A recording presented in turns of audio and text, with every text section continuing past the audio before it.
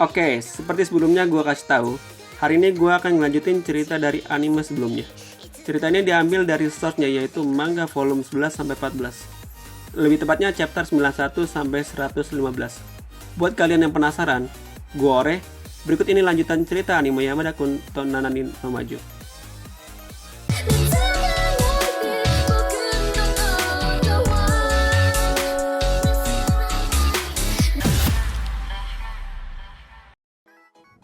Besoknya setelah pulang sekolah, Yamada mengajak Shiraishi pergi berdua dengannya ke toko buku depan stasiun untuk membeli light novel. Di sana Yamada tidak menemukan buku yang ia cari dan berencana akan kembali lagi lain waktu. Tapi Shiraishi mengajak Yamada mencarinya di toko lain dan akhirnya menemukannya. Shiraishi yang ikut senang mengajak Yamada pergi ke toko buku lain waktu. Besoknya Miyamura yang jadi ketua OSIS bertanya ke Yamada kira-kira siapa yang cocok menjadi wakilnya. Yamada bingung kenapa Miyamura bertanya kepadanya dan Miyamura menjelaskan kalau Yamada sudah diangkat menjadi sekretarisnya. Pada hari itu Miyamura memanggil dan mengajak Odagiri dan Tamaki bergabung menjadi anggotanya. Mereka diminta untuk membantu mencari kandidat wakil ketua OSIS. Mereka kaget melihat Yamada menjadi sekretaris Miyamura. Yamada menjelaskan kalau dia diancam akan menjadikan Shiraishi sekretaris Miyamura jika dia menolak. Miyamura lalu menjelaskan kalau dia sudah memilih 5 calon yang akan diwawancari sepulang sekolah. Setelah wawancara selesai, Miyamura bertanya ke Yamada kira-kira siapa 2 orang yang pantas menjadi wakil ketua OSIS. Yamada berpikir untuk memilih Kurosaki dan Arsugawa. Miyamura setuju dengan pendapat Yamada dan memutuskan untuk memilih mereka berdua. Yamada langsung cabut dan bertemu dengan Shiraishi lalu pergi ke toko buku lagi. Ketika mereka pergi, mereka diikuti Kurosaki dan Arsugawa. Mereka bertanya ke Yamada apakah mereka terpilih atau tidak. Seharusnya Yamada tidak membocorkannya, tapi karena dia mudah sekali ditipu, jadinya dia membongkar rahasia tersebut. Besoknya Miyamura memanggil Arsugawa dan Kurosaki untuk memberitahu tugas mereka. Kurosaki akan membimbing Tamaki dan Arsugawa akan membimbing Odagiri. Hari pertama mereka tidak bekerja sama tugas dengan baik. Bahkan Yamada sampai lembur dan tidak bisa pulang bersama Shiraishi. Shiraishi yang melihat Yamada masih bertugas, membelikannya makanan dan minuman lalu menyemangati Yamada dengan kata-kata manis. Yamada yang sebelumnya berkeluh kesah menjadi semangat dan fokus menyelesaikan tugasnya. Pada saat mengerjakan tugasnya, Yamada menemukan surat permintaan klub baru yaitu klub Sogi yang diketuai Asuka dan Ushio sebagai wakilnya. Beberapa hari kemudian, OSIS melakukan perjalanan ke rumah klub yang difasilitasi sekolah. Mereka sudah ditunggu oleh Yamazaki. Dia mengatakan kalau tujuan dari perjalanan mereka adalah untuk membicarakan pekerjaan mereka sebagai OSIS. Miyamura menyuruh ke Yamada untuk mengganti baju karena mereka akan bersih-bersih rumah klub. Ketika sedang bersih-bersih, Arsugawa tiba-tiba meminta bantuan karena ada yang mengintipnya dan Kuro melaporkan hal yang sama. Lalu Miyamura menyerahkan penangkapan pengintip ke Yamada bersama Arsugawa dan Kuro. Yamada memutuskan untuk menggunakan Arsugawa dan Kurosaki sebagai umpan. Tiba-tiba pengintip itu muncul dan Yamada berhasil menangkapnya yang tidak lain adalah Rika Senpai. Yamazaki mengundang Rika karena ada hal yang harus dibicarakan dengan Miyamura dan Yamada. Yamazaki membicarakan masalah penyihir di mana sebelumnya dia mengetahui identitas semua penyihir dari Rika sebagai penyihir ketujuh. Yamazaki mengatakan kalau Yamada memang berhasil menghapus kekuatan ketujuh penyihir. Tapi di balik itu, ketujuh penyihir yang baru pun lahir yang berarti kekuatannya tidak dapat dihapus dalam upacara dan membuat situasi mereka menjadi lebih buruk. Karena sekarang mereka tidak tahu semua identitas penyihir. Alasan Rika mengintip Arsugawa dan Kurosaki karena dia ingin menyelidiki apakah mereka memiliki kekuatan penyihir atau tidak. Lalu Miyamura menjelaskan ke anggota yang lain mengenai penyihir yang lahir kembali dan bahayanya ketika seseorang tahu kekuatannya sebelum OSIS. Karena dapat mengancam ketenangan sekolah dan OSIS menjadi tidak berdaya. Lalu mereka memutuskan untuk mencari ketujuh penyihir tersebut. Besoknya di ruang OSIS, mereka merencanakan cara menemukan penyihir. Pertama-tama mereka harus memasang perisai yaitu dengan berciuman dengan Yamada dan terpengaruh dalam sihirnya. Karena itu mereka harus mencari penyihir pertama agar Yamada bisa menyalin kekuatannya. Lalu Miyamura mengundang Shiraishi ke ruang OSIS untuk meminta izin meminjam Yamada. Karena dia akan berciuman dengan banyak gadis. Shiraishi pun tidak keberatan. Besoknya Yamada pergi berkunjung ke klub Supernatural dan melihat Tsubaki dan Ito yang sedang makan. Di sana ada Noah yang tiba-tiba muncul dari bawah meja. Noah mengatakan kalau dia tidak bermimpi buruk lagi sejak kekuatan penyihirnya dihapus dan dia bertanya masalah penyihir baru ke Yamada. Yamada lalu mengajaknya mengobrol berdua di belakang sekolah. Noah bisa mengetahui masalah itu karena buku mengenai penyihir menghilang tiba-tiba dan dia tidak sengaja mengetahui salah satu penyihir. Yamada pun meminta Noah untuk memberitahunya, tapi Noah memiliki syarat kalau Yamada harus menciumnya ketika mendapatkan kekuatan penyihir itu. Yamada pun setuju lalu mereka berdua pergi ke tim basket perempuan. Noah mengatakan kalau tim ini dulunya memiliki kerjasama yang buruk sehingga mereka belum pernah memenangkan pertandingan. Lalu tiba-tiba tim ini mulai menang berturut-turut dan kerjasama mereka kembali membaik. Lalu Noah menunjuk seseorang yang sedang bermain, yaitu kapten tim ini bernama Tsubasa Kono. Yamada melapor masalah itu ke Miyamura kalau Kono memiliki kekuatan penyihir. Lalu Miyamura memutuskan untuk memanggil Kono ke ruang OSIS. Di ruang OSIS, Miyamura bertanya ke Kono masalah tim yang berubah menjadi lebih baik karena kekuatannya, dan Kono pun mengakuinya. Lalu Kono menjelaskan kalau dia awalnya mencium salah satu anggota secara tidak sengaja saat latihan. Lalu tiba-tiba anggota itu mulai melakukan apa yang ia katakan dan dia tidak tahu mengapa dia memiliki kekuatan itu. Kono pun meminta Miyamura untuk menunda hukumannya sampai pertandingan selesai. Miyamura mengatakan kalau dia tidak akan menghukumnya, tapi sebagai gantinya, Miyamura ingin Kono mencium Yamada. Kono menolaknya karena dia tidak bisa mencium laki-laki yang tidak dia sukai dan dia pun pergi. Mendapatkan penolakan, Yamada memberitahu Odagiri kalau dia merasa ada yang aneh dengan Kono. Lalu mereka memutuskan untuk bersembunyi di salah satu alat olahraga untuk memastikan kekuatan Kono yang sebenarnya. Mereka melihat Kono memberi perintah dan seketika semua anggota mematuhinya. Melihat hal itu, Odagiri yang sebelumnya memiliki kekuatan memikat tahu kalau kekuatan Kono bukan kekuatan pemikat. Lalu mereka bertanya-tanya apakah kekuatan baru terlahir kembali. Mereka pun melaporkan ke Miyamura masalah itu. Seminggu berlalu dan Yamada pergi ke ruang basket dan melihat Odagiri yang terus mengawasi Kono selama seminggu. Odagiri mengatakan kalau Kono sebelumnya berjanji tidak akan menggunakan kekuatannya setelah pertandingan. 3 hari berselang setelah pertandingan, Kono masih menggunakan kekuatannya. Mereka melihat Kono berubah sifatnya menjadi egois. Lalu mereka memutuskan untuk menyelamatkan Kono. Lalu mereka menghampiri Kono dan menagih janjinya. Kono mengatakan kalau dia tidak menyangka timnya akan menang terus dan ingin menggunakannya hingga turnamen berakhir. Mereka pun adu mulut dan Kono pun pergi. Beberapa hari kemudian, Odagiri masih mengawasi Kono dan pada suatu saat Kono mengajaknya bicara tapi tiba-tiba Kono mencium Odagiri dan memerintahkannya untuk tidak mencampuri urusannya lagi. Besoknya Miyamura memanggil Kono dan memintanya untuk melepaskan mantra pada Odagiri.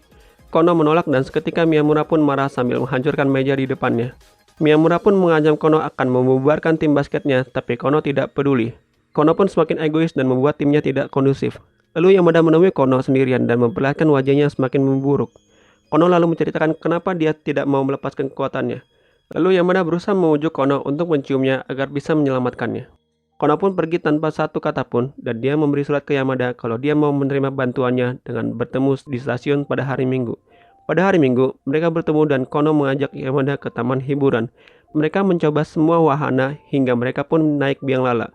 Pada saat itu juga Yamada mencium Kono dan memerintahkannya untuk menghilangkan mantra pada semua orang. Lalu dia menyuruh Kono untuk berani menghadapi rekan timnya. Di sisi lain, ada 2 orang bernama Nancy dan Sid yang selalu mengawasi keterlibatan Yamada terhadap Kono yang melepas mantra tim basketnya. Mereka mencari tahu siapa Yamada itu. Besoknya Yamada berusaha membujuk Shirashi yang lagi baper karena Yamada tidak pernah bercerita tentang Kono. Lalu Yamada bertemu dengan 2 orang yang tidak dia kenal yaitu Sid dan Nancy. Yamada pun ditangkap dan diancam akan dihapus ingatannya kalau tidak memberitahu mereka siapa dia sebenarnya. Yamada bertanya tentang identitas Nancy sebagai penyihir, tapi Nancy tidak mengerti apa yang dibicarakan Yamada.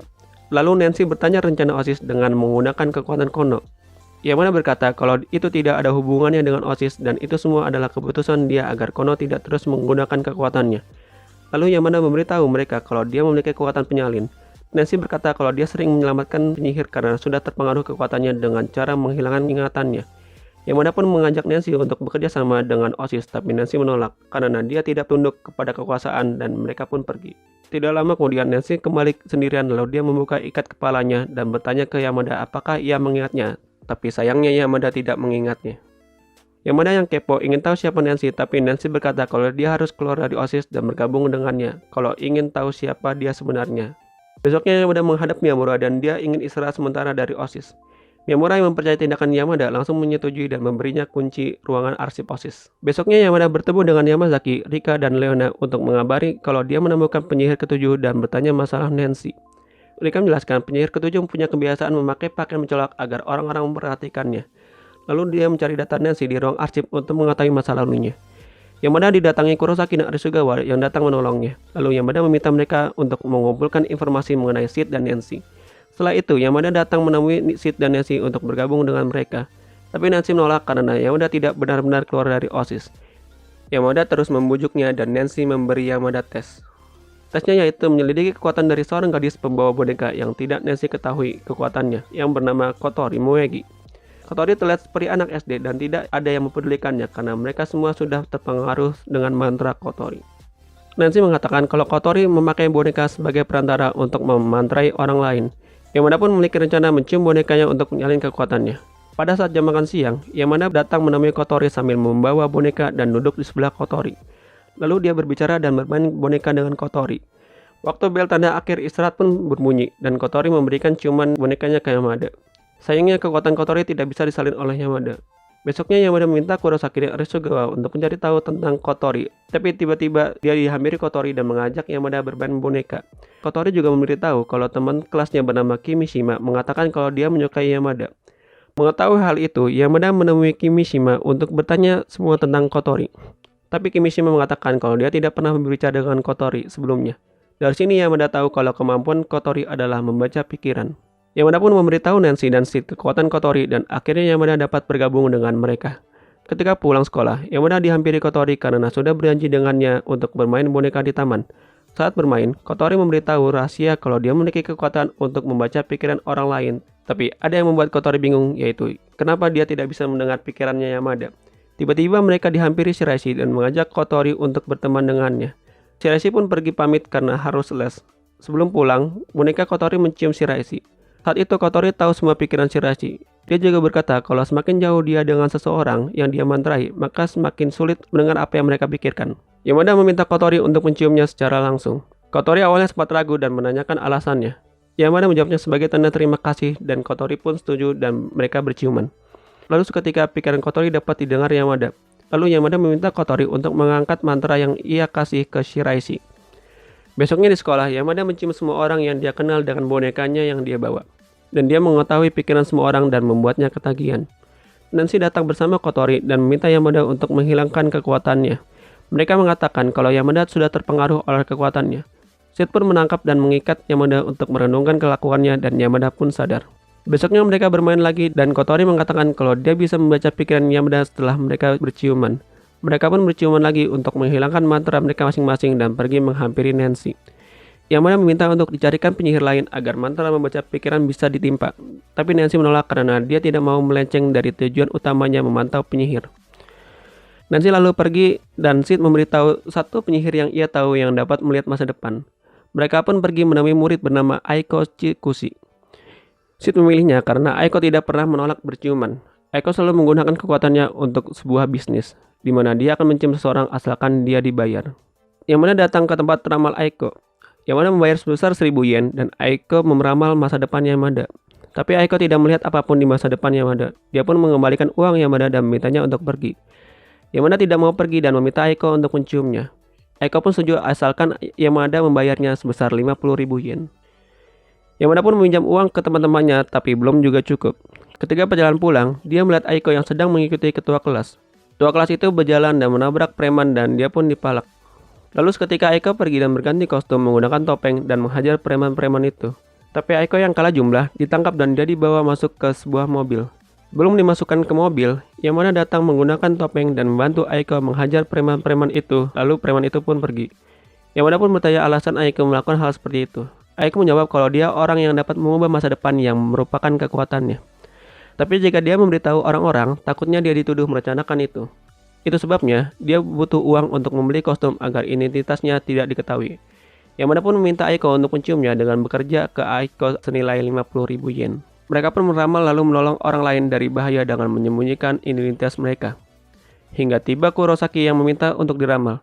Aiko mengatakan kalau akan ada penyelamat yang menolongnya dan Kuro pun pergi. Lalu Aiko dan Yamada mulai bergerak menolong Kurosaki dari kerandalan.